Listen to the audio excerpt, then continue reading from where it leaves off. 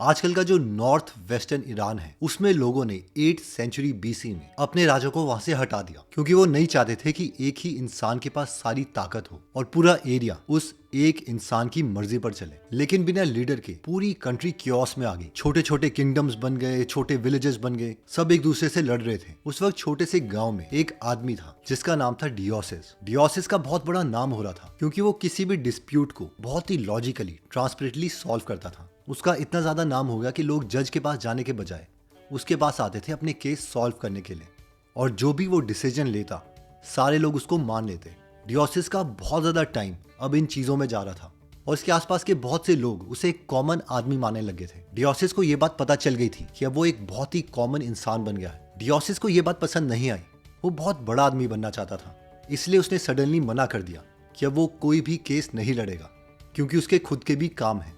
दोबारा से सारा एरिया कियोस में चला गया और सब में झगड़े होने लग गए जिसे कोई सॉल्व कर ही नहीं पाता था। फिर वहां के सारे विलेजर्स एक साथ आए और उन्होंने डिसाइड किया कि उन्हें एक लीडर चाहिए क्योंकि बिना लीडर के ये कंट्री नहीं चल सकती। जब ये डिसाइड करने की बारी आई कि लीडर कौन होना चाहिए तो सबके मुंह में सिर्फ एक ही नाम था, डियोसिस। जब सब लोग उसके पास गए तो डियोसिस ने मना कर दिया, नहीं मैं ये नहीं कर सकता। काफी लोगों ने उसके सामने हाथ जोड़े, रिक्वेस्ट करी। फाइनली डियोसिस ने अग्री कर दिया, लेकिन उसकी कुछ शर्तें थी। 1, मेरे लिए एक बहुत बड़ा पैलेस बना जाए, मुझे बॉडीगार्ड्स दिए जाए और उसी पैलेस से मैं पूरी कंट्री को रूल करूंगा। 2, उसके साथ कोई भी डायरेक्ट कम्युनिकेशन नहीं कर पाएगा। अगर किसी को उसके साथ कम्युनिकेशन करनी है तो वो मैसेंजर्स के थ्रू ही होगी। एंड फाइनली 3, उसका जो रॉयल कोर्ट होगा उसमें एक आदमी हफ्ते में सिर्फ एक बार ही उसे मिल सकता है और वो भी उसकी परमिशन के बाद। सरप्राइजिंगली सारे लोगों ने उसकी ये बात मान ली। डियोसिस ने कंट्री को 53 इयर्स तक रूल किया। इस स्टोरी में हमारी लर्निंग ये है कि स्टार्टिंग में डियोसिस ने लोगों की रिस्पेक्ट को गेन करना स्टार्ट किया एक ट्रांसपेरेंट अच्छा डिसीजन लेके। लेकिन जब वो बहुत ज्यादा अवेलेबल होने लग गया, बहुत से लोग उसे जब चाहे बुला लेते थे, तो उसकी रिस्पेक्ट कम होने लग गई और वो ये बात जानता था। इसलिए उसने कम्प्लीटली कट ऑफ कर दिया। अपनी रिस्पेक्ट को मेंटेन करने के लिए उसने अपने गोल्स को अचीव किया, ये प्रूफ करके कि वो बाकी आम इंसानों की तरह नहीं है। जब भी हम किसी के भी बुलाने पर चले जाते हैं, हर वक्त सबके लिए अवेलेबल रहते हैं, तो हम अपनी रिस्पेक्ट लूज करते रहते हैं।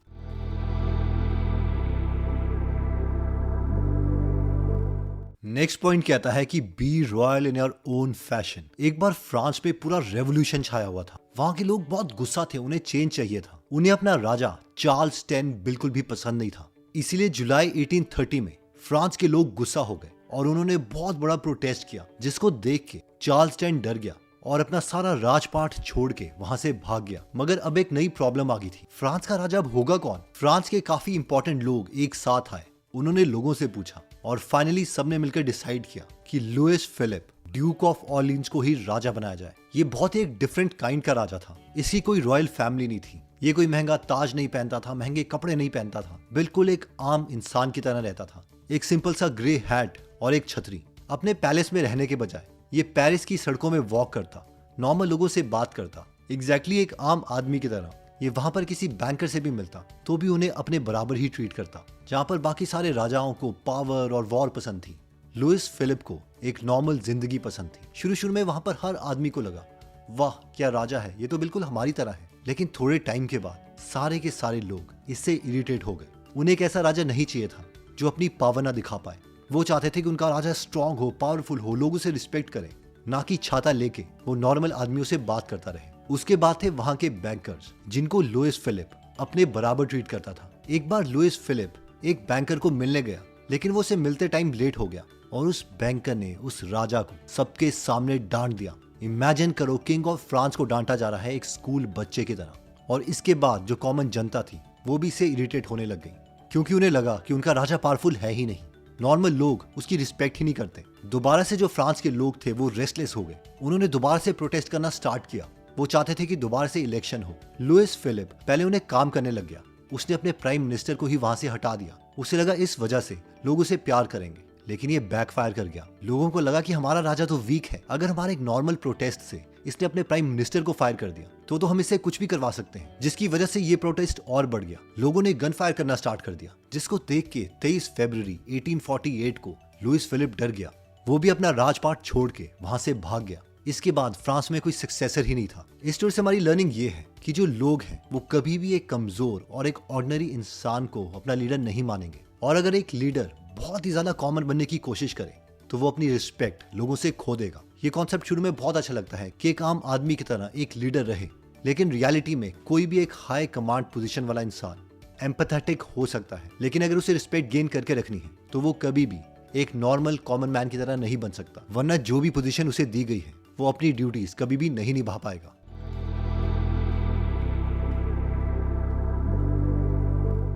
इमेजिन करो कि आप एक गरीब परिवार से हो, आप एक नई जगह पर शिफ्ट होते हो ताकि अपनी फैमिली के लिए अच्छे पैसे कमा पाओ। आप ज्यादा पढ़े लिखे भी नहीं हो, लेकिन आपके पास एक स्किल है लोगों को एंटरटेन करने की। लकीली आपको एक जगह दिखती है जहाँ पर आप सोचते हो कि आप एक बहुत अच्छा म्यूजियम बनाओगे, लेकिन आपके पास तो पैसे है नहीं। फिर भी आप हार नहीं मानते, आप उस म्यूजियम के ओनर के पास जाते हो और उससे कहते हो कि वो आपको जगह रेंट पे दे दे। वो म्यूजियम ओनर्स आपको मना कर देते हैं, लेकिन आप किसी ना किसी तरीके से एक डील करते हो म्यूजियम ओनर्स के साथ। उन्हें पहले पैसे देने के बजाय आप उन्हें रिटर्न में गारंटी देते हो, डॉक्यूमेंट साइन करते हो कि शो चलते ही सबसे पहले आप उन्हें पैसे देंगे। फाइनली वो म्यूजियम के ओनर्स मान जाते हैं। जस्ट इमेजिन, आज वो दिन आ गया है, आप उन म्यूजियम ओनर्स के साथ रिटर्न में डील साइन करने वाले हो। आप सुबह उन म्यूजियम ओनर्स के पास पहुंचते हो, लेकिन वो म्यूजियम ओनर्स आपको कहते हैं कि उन्होंने तो ऑलरेडी ये डील कर दी है आपके सबसे बड़े कॉम्पिटिटर पील के साथ, क्योंकि पील की एक रेपुटेशन है, वो ऑलरेडी एक जाना माना नाम है और उसके पास पैसे भी हैं। इस मूवमेंट पर आपको कैसा फील होगा? ऑब्वियसली बहुत गुस्सा, और शायद आप उन म्यूजियम ओनर के साथ लड़ भी लो। लेकिन पीटी बर्मन, जिनके साथ ये एक्चुअली हुआ है, उन्होंने ऐसा नहीं किया। वो जानते थे कि अगर उन्होंने अपने कॉम्पिटिटर को हराना है तो उन्हें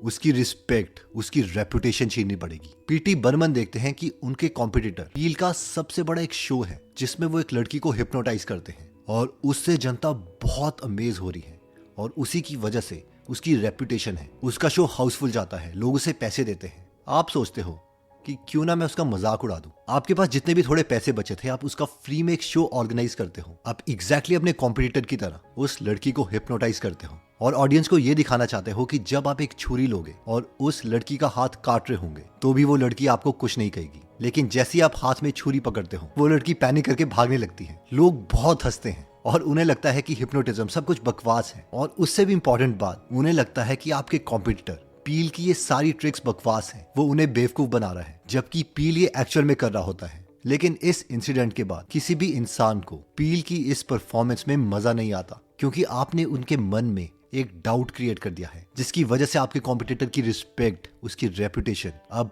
खत्म हो चुकी है। इन शॉर्ट, किसी की भी अगर रेपुटेशन, उसकी रिस्पेक्ट छीननी हो तो उसके बेस्ट काम में उसका मजाक उड़ा दो, लोगों के मन में एक डाउट क्रिएट कर दो। जैसे कि हम जानते ही हैं, राहुल गांधी को पप्पू कहकर उनके कॉम्पिटिटर्स ने उनका बहुत मजाक उड़ाया, और तब से लेके अब तक राहुल गांधी को कोई सीरियसली लेता ही नहीं। लेकिन अब सवाल यह आता है कि अगर ये एक्ट कोई आपके साथ करे, आपका मजाक उड़ा दे, तो आप क्या करोगे? रॉबर्ट ग्रीन अपनी बुक 48 लॉज ऑफ पावर में कहते हैं कि उस वक्त पर आपको सिर्फ ऐसा प्रिटेंड करना है कि आपको इससे कोई फर्क नहीं पड़ रहा। आप थोड़ा सा हंसो और जाने दो, लोगों को ऐसा बिलीव करवाओ कि आप इन सब चीजों से बहुत ऊपर हो।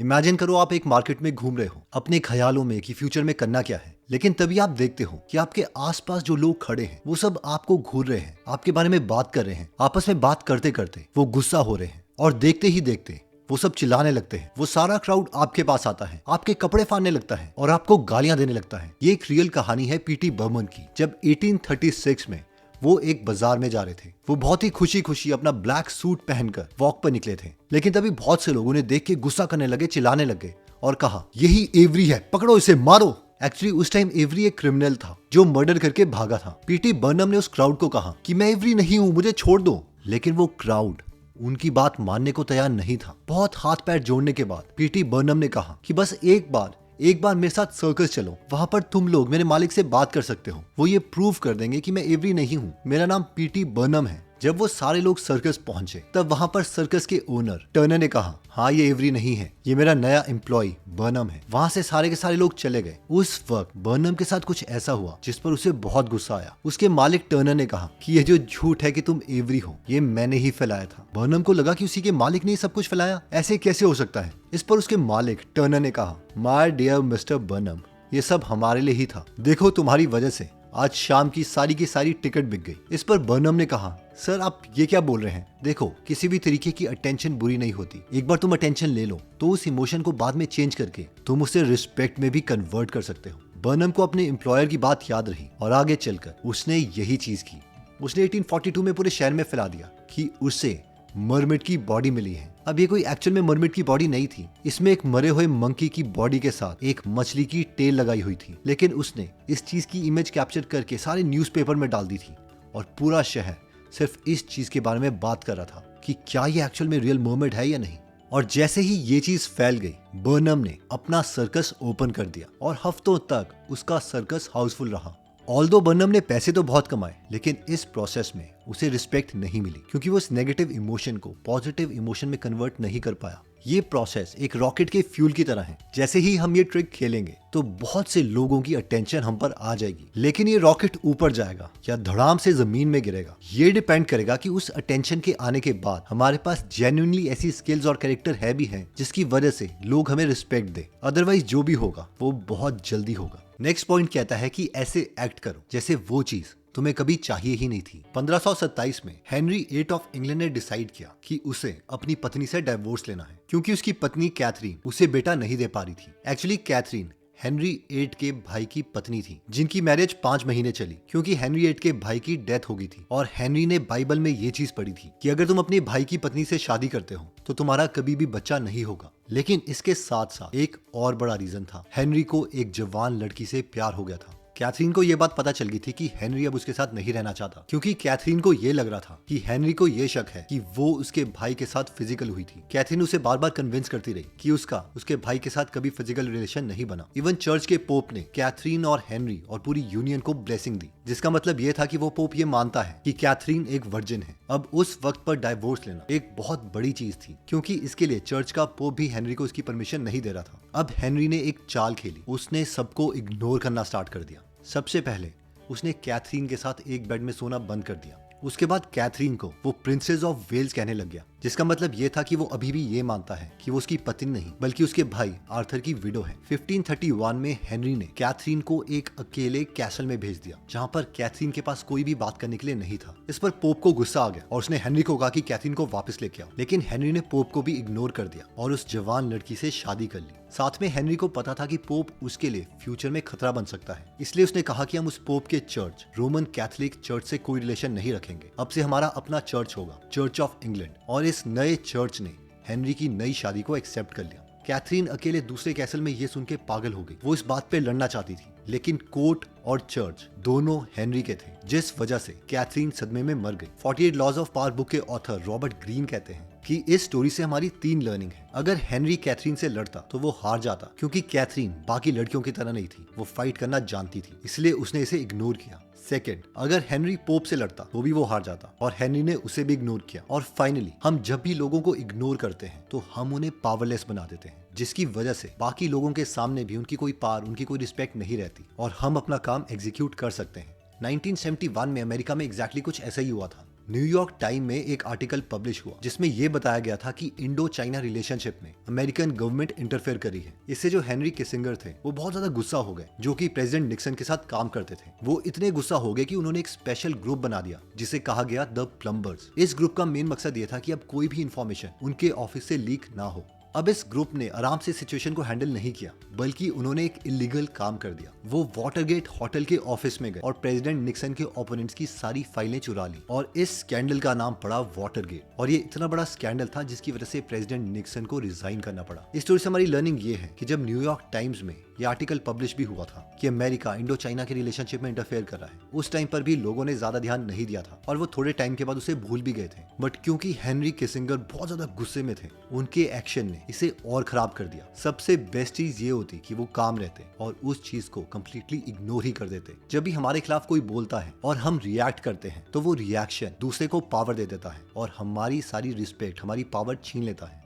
दोस्तों, हमने ये सारी बातें आपको रॉबर्ट ग्रीन की बुक 48 लॉज ऑफ पावर से बताई है, जिसमें बहुत सी इंटरेस्टिंग स्टोरीज हैं जिससे हम ह्यूमन साइकोलॉजी के बारे में बहुत कुछ सीख सकते हैं। अगर आप इसकी डिटेल्ड बुक समरी सुनना चाहते हैं तो आप गीगल एप्लीकेशन डाउनलोड कर सकते हैं, जहां पर 200 से ज्यादा बुक समरीज हिंदी में फ्री में अवेलेबल है और हर हफ्ते हम इसमें एक फ्री बुक समरी ऐड करते रहते हैं। अगर आपको हमारा काम पसंद आता है तो आप इसकी सब्सक्रिप्शन भी ले सकते हैं। और हाँ, अगर आप ऐसे नॉलेजेबल कंटेंट मिस नहीं करना चाहते तो सब्सक्राइब करने के बाद बेल का बटन दबाना मत भूलिएगा। जल्दी हम आपसे दोबारा मिलेंगे।